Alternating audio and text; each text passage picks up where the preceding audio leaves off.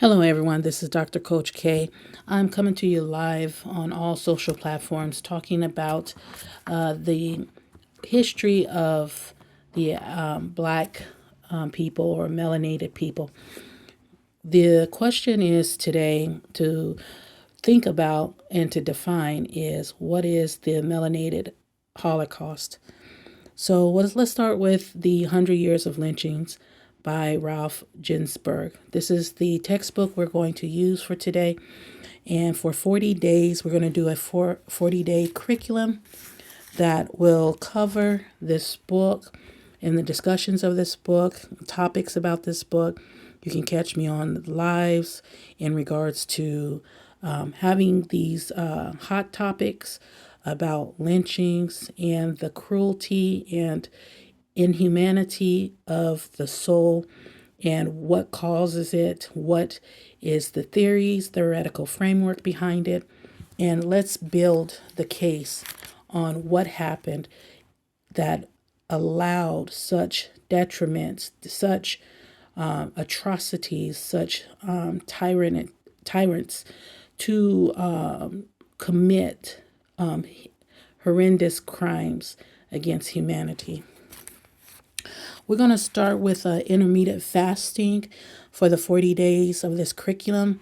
So that is going to be our lab work. In this fast, we're going to do fruits and veggies for 12 hours minimum. That's going to be the fast. Within those 12 hours, we are going to write and journal our thoughts and our inspirations and our motivations, what we do in those 12 hours. And then between 1 to 3 hours max each day, we're going to give thanks, break bread, do communion with eating alone or with a company. We're going to allow communion, which is a light drink of fermented wine or a light margarita. If you're not into drinking alcohol, we're suggesting grape juice and other forms of fermented waters or fermented fruit. We're going to also discuss the 24 hours window. We're going to study, send out 40 of these study sessions for the curriculum. I will post them in a folder and you can have access to them for replay. I will also post them on my social medias and social platforms. If you want to comment your interactions, that's great. If you want to come on the lives, we're going to go live on TikTok. I will do once a day. I'm a night owl, so I'm going to go live around midnight, 1 o'clock in the morning, Pacific time. That way allows a lot of people that can participate. Those that cannot can do the replays.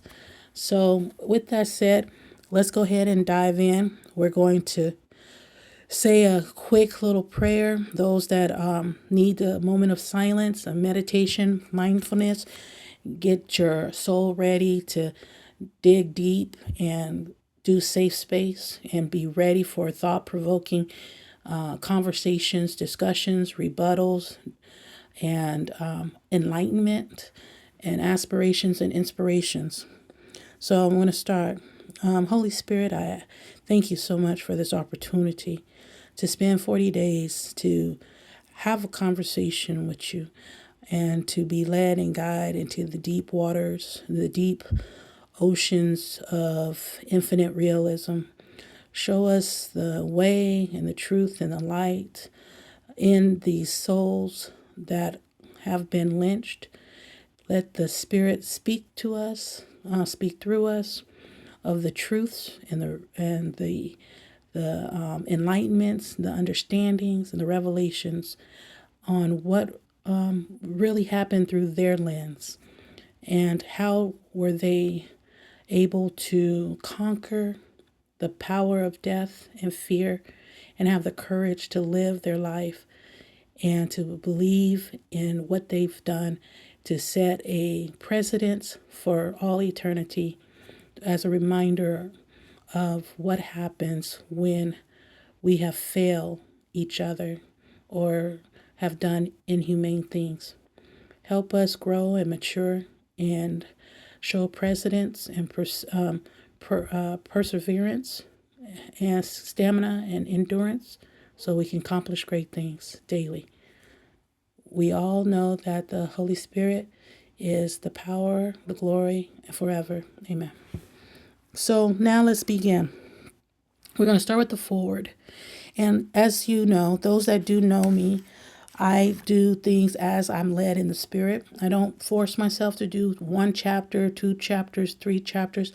I just go with the Spirit as I'm inspired.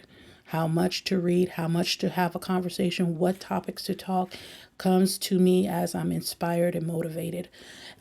This is called intuitive speaking. So I do not have a structure of curriculum of topics. I do have structure of curriculum of topics after the inspirational word at the end. I will give a structure, homework, assignment, and then I will write it down, and then we'll discuss the topics at the lives. So the hot topics and hopefully thought-provoking topics that will push people to their potential of their greatness. So let's begin. The forward. What lies at the root of race hatred? After spending several years with the subject, I hold with psychologists that it is unconscious guilt feelings on the part of the race hater. The person who hates Negroes usually hates other people beside Negroes. He's almost a professional hater. If he's poor, he hates the rich. If he's rich, he hates the poor. If he's a Democrat, he hates the Republican. If he's a Protestant or a Jew, he hates the Catholics. The reason is that the race hater is inwardly a man who hates himself. He finds it necessary to shift to others his own unconscious feelings of guilt. Hence, he chooses as his victim a member of a minority group who is less able to defend himself than the average person.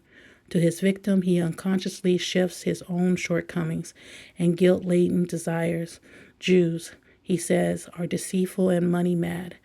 Negroes, he says, are slothful and sex-mad. A perfect example of such projections, to use the psychological term, is found in the New York Herald Tribune Dispatch of February 9th, 1936.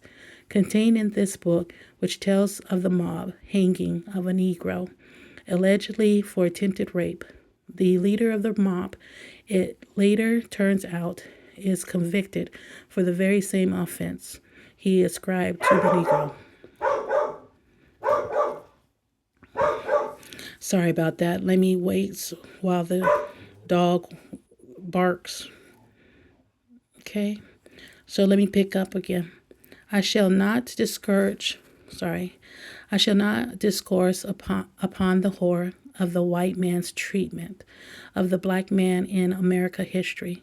The facts in this book speak too eloquently for themselves. I shall only say that I hope the publication of this book in this centennial of the Civil War will give pause to the segregationists everywhere to reflect upon their continued persecution of the black man. A few technical points. Many of the press accounts contained in this book appear verbatim as originally published. Others have been drastically rewritten for the sake of clarity or conciseness. The dog is distracting me. He's okay. He has some PTSD. So I think he has his last owners and such. It was going through some things in his past life that he just goes through this. It's just part of his routine. So just bear with him. I have to pause when he gets loud. I can't keep doing this over, so you guys gonna have to sit through it with me, okay? So in a number of cases where 2 or more newspapers contain conflicting reports of a given incident, the several reports have been reprinted. In case where 2 or more newspapers contain different, but not conflicting information, The information from all sources have been, looks like, authorized into one story and attributed to the newspaper, which provided most of the facts. In no case have facts as reported in the press been altered. Ralph Ginzburg. Okay. So, as we see here, the author starts off his conversation of what angle, what lens, what standpoint he's going to start this tone of voice. Okay. I'm going to do some research because I'm the type of person, I like to get to know the thinker. The person has been given perspective through childhood, upbringing, and so you can see their standpoint. So I'm going to type in Ralph Ginzburg. You might get some interruptions here because people come in and they start talking. So forgive me. I'm going to keep pushing through. So Ralph Ginzburg, not that race is, some people say it doesn't matter. So let's strip away the race. Because as you know, you could look it up and see what the race is yourself. But I'm going to focus more on the actual past, the upbringing, the childhood, and the standpoint, and try to use the mathematical system of 1 plus 1. So let's start with 1. Let's start with who he was. So he was born in, 1929, October 28th, 1929, and he died July 6, 2006, and was an American editor, publisher, journalist, and photographer. He was best known for publishing books and magazines of erotica and art, for his conviction in 1963 for violating federal obscenity laws. Okay, so this can't be him. So let's see if we can find the real him. Let me see if, let's see if this is the same writer. Okay, so he had a personal issue with exposure, indecency. I want to know if, okay, let's try if this is the same one. We're going to put 100 years of lynching. Okay, so let's see. It is the same one. Go figure. What in the world? Okay. So just before we start the book, I like to do some research. I like to get to know the thinker. And apparently the thinker or the writer, let's get a little bit to know, it was an erotica writer. He was in prison. His prison ID was 38124-134. Ralph Ginzburg, March 9th. Interesting. And it looks like he was in prison 1972, U.S. Penitentiary. Born in October 28th, 1929, New York City. Died July 6, 2006, 76 years old, New York City, U.S. Okay, he was a publisher, journal, photographer, and he was known for eros. Okay, so this book here, he wasn't known for. Interesting. He was violating federal obscenity laws. Interesting. Erotica and art. And his biography is Russian Jewish immigrant parents. Okay, he went to New York High School in Brooklyn, called New Utrecht High School in Brooklyn, and was president of his class. Since his parents hoped that he could be an accountant, when he first enrolled in City College of New York at high school, he majored in accounting. So he has, while Ginzburg was taking a journalism class, okay, his professor, Irvin, Rosenthal, realized his talent in journalism and encouraged him to accept an editorial job on the school newspaper. Okay, So now he gets older and he writes for a paper, a newspaper, Public Information, the Korean War. He writes over, he had to leave his job and join the army. Okay, so let's go back a little bit. The New York Daily Compass as a copy boy and cub reporter, 1949, graduating from high school. And then he took his job, joined the army, went to the Korean War, and then he worked public office. A newspaper took wedding photos and for base marriages. Okay, so let's keep going down. Let's get to know him as a thinker, not as some Christians would call, not as a sinner, but as a thinker, as someone that cognitive process, go through the process of talking to self, talking to your creator, God, spirituality, spirit, your ancestors. Let's see what kind of relationship he had with himself. I'm just curious here. He was famous for Eros, a high-priced magazine of classic erotica, was launched in 1962. So he looked like he was the precursor. Let me see. What else we have here? Okay, so he was part of a nonprofit organization against circumcision. Okay, so just really basic stuff. They're not really digging into it. This here's about the erotica magazine, about love and sex, and there's photo essays. Let's see what's going on here. And he was into, let's see, erotica. Okay, so everything here is about the sexual revolution. So up to his death, it looks like he wrote erotica. So let me see. Interesting. Not one conversation. Okay, so here it is right here. Winter 1962.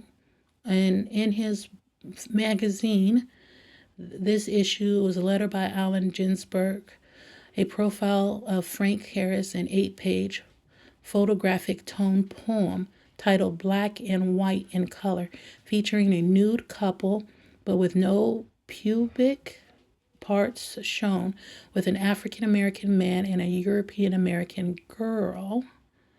And it has been contended that the magazine was persecuted on racist grounds under the wave of mass racial violence in the South of the United States. At that, there would have been no such persecution if the photos had featured a couple of the same color. Okay, so 1962, he took photos of a naked couple. Let me see, let me see what else they talk about here. Photo essay, see, John F. Kennedy. Okay, so so at the fourth final issue of the Eros, with the 8 pages of colored photos showing a naked, muscular black man and a naked white woman embracing each other, finally convinced Kennedy to authorize prosecution. He was supported by Deputy Attorney General Nicholas Katzenbach and Solicitor General Mr. Cox. We're not going to go through all these names. Believed that they would eventually prosecute Ginzburg because of his continual testing of boundaries of obscenity, in his magazine. So why wait?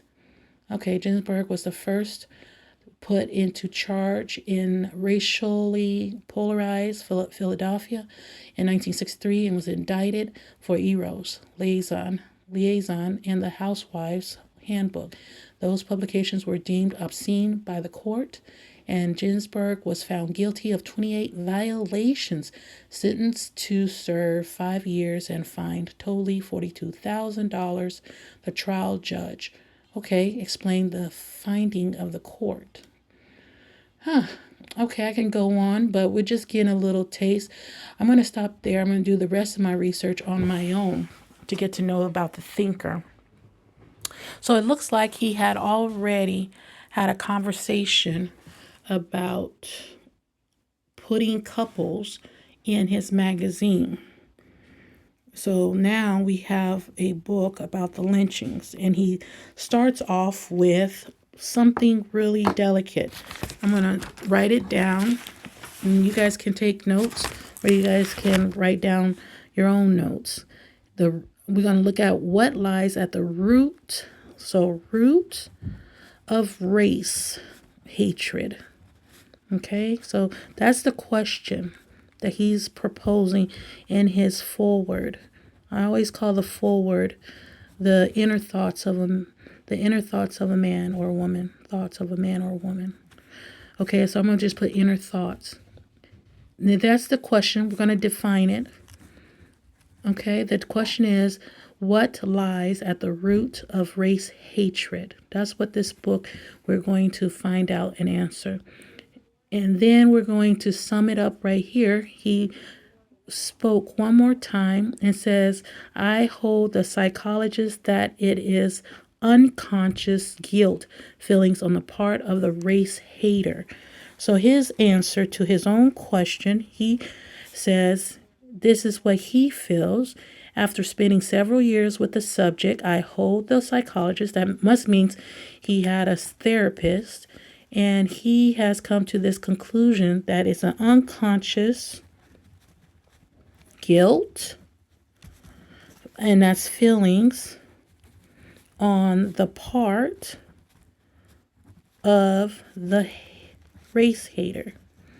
So before we dig in, I like to do research first because it helps me understand the book. Okay, so now you have his answer. So he thinks, I'm going to underline guilt, but unconscious guilt. That means unaccountable. So he doesn't want to say it's accountable guilt. It's unaccountable guilt because it's unconscious, right? Untapped. And then he wants to say the guilt feeling leads to race hating. So the reason why he thinks that it leads to race hating, because in reality, it's self-hate. Because he says is inwardly a man who hates himself. So let's put inwardly. I'm not going to use the whole sentence. I'm just going to use inwardly a man who hates himself. So I'm going to stop there, because then he goes off and talks about different categories of who they help and the minority. But he did say something that's interesting. He said the unconsciously shifts his own shortcomings to his victim. See, to his victim, he unconsciously, there goes the word unconscious again. Unconscious. Okay, and then he says, this is where he shifts to others, unconscious gifts, and he says to the victim. He unconsciously shifts his own shortcomings, unconsciously shifts his own shortcomings and guilt-laden desires. So he has desires. So we're talking about the victim, and the victim is the minority group. Now remember, so far, let me see. They don't mention anything of protection. It just says desires, and then he says Jews. He said are deceitful.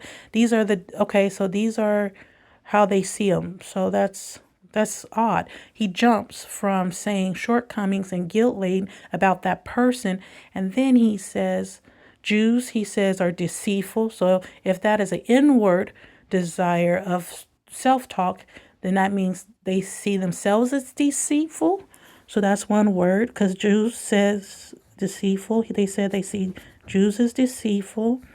And then and money mad.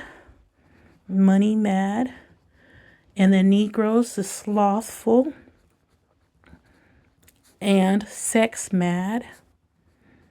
And then he only did two, Jews and Negroes. A perfect example of such projection, let's use the word projection. He used another power word, projection. To use the psychological term is found in the New York Herald Tribune Dispatch on February 9th, 1936, contained in this book, which tells of the mob hanging, mob hanging. Then he jumps to mob hanging of a Negro, allegedly for attempted rape. The leader of the mob, it later turns out, is convicted for the very same offense. Okay, so the leader of the mob later turns out convicted for the very same offense. Whoa. Okay. He's getting somewhere here. He ascribed to the Negro. Okay, so he sat there allegedly, basically accused the Negro of doing something that he was doing. Okay, so we moving somewhere. Here we go. But I got to go ahead and do the research on unconscious. If he's doing it, then that makes it seem like he has done it premeditative. If he's doing it and then he's maliciously doing it, so how is that subconscious or unconscious? When you're unconscious, you don't breathe. See, that's where I got to do some research, right? Okay, so now we go to, I shall not discourse upon the horror of the white man's treatment of the black man in American history. See, he said he don't want to go into detail, but it's interesting when he says that the white man was convicted of the very same offense that he accused falsely, but he was doing it for real. So he was actually caught doing it. So here's what I'm trying to say. In this conversation, Ralph doesn't want to talk about the horror actions because he doesn't want to actually put the accountability on the white man, because he himself has to write this book, and it will be too gruesome to look in the mirror and to talk about internal truths about a white man, because he said himself that he was going to talk about unconscious shifts of his own shortcomings and guilt-laden desires. And then he switched it down and says the leader of the mob was convicted of the actual same crime that the Negro man never did. So it sounds to me in the 21st century that is called, what mental illness do they call? Now I got to look it up for these jargon terms. I'm going to ask my sturdy AI to help me so I don't have to do this all day, because I just want to make this short, this conversation, because I could research all day and get real deep with this. But we're going to do it enough to get the rabbit hole started so you guys can have something to journal. So we're going to talk about the mental illness. Okay, I'm going to put the phone down so I can type faster. Mental illness that creates a man to lie on someone to hide the truth about their own self. Maybe that's this, let's see what that's called, mental health terminology. So this is called pathological lying. This is mythomania. So it says here, it's important to understand that lying can be a complex behavior. And while it can be associated with certain mental health conditions, it is not always a direct symptom. Here's a breakdown of some relevant information. Pathological lying, methomania. This involves compulsive lying, often without a clear motive. Individuals may create elaborate stories, and sometimes they may even believe their own fabrications. It's not a formal diagnosis of the DSM-5, but it's a recognized pattern of behavior. It can be associated with underlying issues like personality disorder, antisocial personality disorder, narcissistic personality disorder, borderline personality disorder, low self-esteem, a history of trauma. Other mental health conditions, personality disorders. Certain personality disorders, like those mentioned above, can involve patterns of deception and manipulation. This can include lying to protect a fragile sense of self or to gain an advantage. Factitious disorder is called Munchausen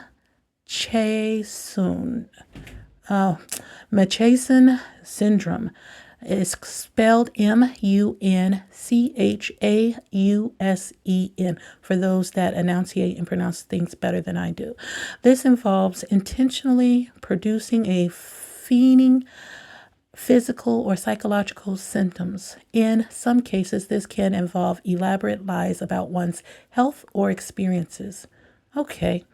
So the key considerations, it's crucial to remember that lying is a complex behavior, and there can be many reasons why someone might lie.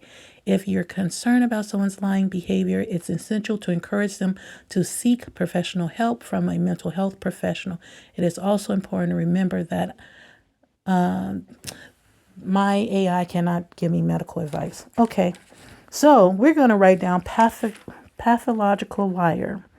I think he was being nice, pathological liar, because I was thinking more of, let's see, what else I was thinking of. Let me think of, hold on, let me put this down. What is the mental illness for malicious behavior and premeditative threat, harm, premeditative offense. Let's see what happens. So this is the last one, then I'll wrap it up. So this is going to be, so it falls under premeditative harm is under the same, intermediate explosive disorder. This disorder involves recurrent episodes of impulsive, aggressive behavior that are disproportionate to the triggering situation. While these outbursts are often impulsive, they can sometimes lead to premeditative actions if the individual anticipates situations that might trigger them. Okay, so I'm going to write this down for now. That's not the one I was looking for, but we're going to write it down. So intermediate explosive disorder. Okay, so we're going to take a break from this conversation, and I'm going to sign off for now. I'm going to pray first because there's so much we need to delve into. Let me give the dog a moment. So now we're going to pray, and we're going to pick this up with chapter 1. Holy Spirit, thank you for this insight.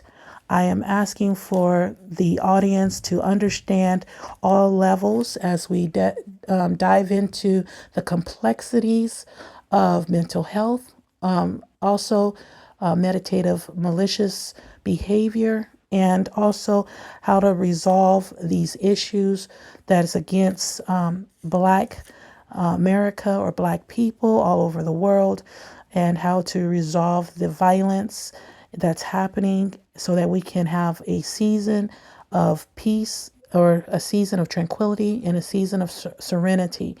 And we can find our inner health and healing and wholeness, and not justify the crimes against humanity or inhumanity through capital punishment or the shortcuts that does not solve the problem, and that is tough on crime. What solves the problem is handling what's accountable and responsible for who we are internally and how we interact with the environment and with each other. Once again, this is Dr. Coach K signing off. One love, much love, all love, peace and blessings. Thank you.